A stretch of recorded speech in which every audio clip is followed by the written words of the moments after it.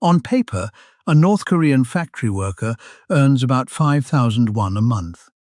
At market prices, that is roughly 1 kilogram of rice. So how does anyone survive? The answer is a second economy. Illegal on paper, tolerated in practice, and bigger than the official one. This is how people actually make money in North Korea. And once you see it, the country stops looking like the one you were taught about. It started with a catastrophe. In the 1990s, the state distribution system that fed every citizen simply stopped delivering food. The famine killed hundreds of thousands of people. Some estimates go far higher. The government still calls those years the arduous march. People sold whatever they had to stay alive. Furniture, clothes, garden vegetables. Illegal street markets appeared in every town. The state licensed some markets in the early 2000s, then spent years trying to crush them again. Every crackdown failed. The markets always came back. Today those markets are called jangmadang. Satellite photos show more than 400 official ones, some with thousands of stalls under long tin roofs. Around 1.1 million people are estimated to work in them, selling rice, cosmetics, solar panels, smuggled phones, and just about everything else. Researchers who survey defectors keep landing on the same number.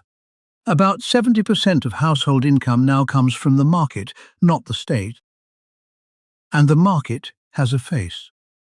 The state's own census put registered market sellers at nearly 98% female.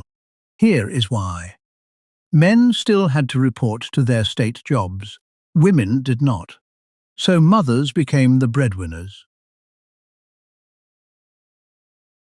Their husbands' state jobs pay almost nothing, but skipping work is a crime, unless you pay.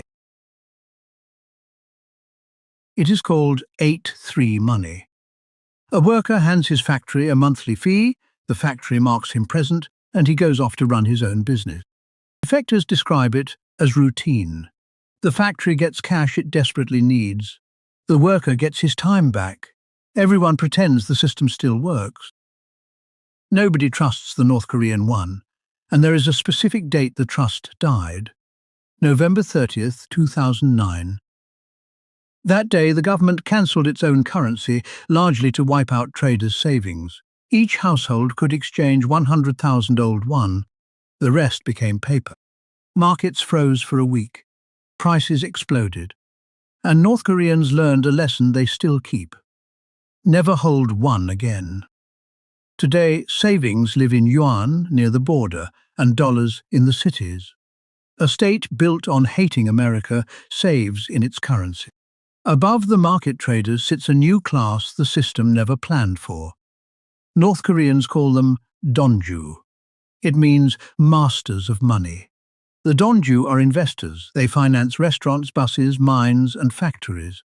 Officially, none of it is private. Every business wears a state name like a costume. A donju borrows a state company's name, runs the business, and splits the profits with officials. By some estimates, private activity is now a third of the economy. Their boldest play is real estate. Pyongyang's new apartment towers, the ones in the skyline photos, were partly financed by donju money in exchange for units to sell.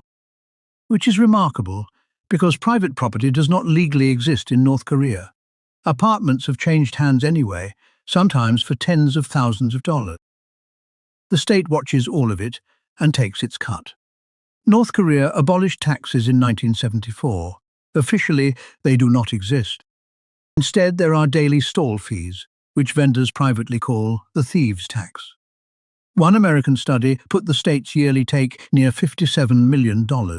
Then come the quotas. Households must hand over scrap metal, firewood, rabbit pelts, or cash in their place. Researchers call it the non-tax burden system. And holding it together is bribery. Traders pay the police, the inspectors, the market managers. Those who cannot pay risk losing everything, including their freedom. So the last Stalinist state runs on private trade it officially calls a crime, punishing the market with one hand and collecting from it with the other. The crackdowns continue, and lately they have grown harsher. But 30 years of hunger and hustle built something no campaign can kill.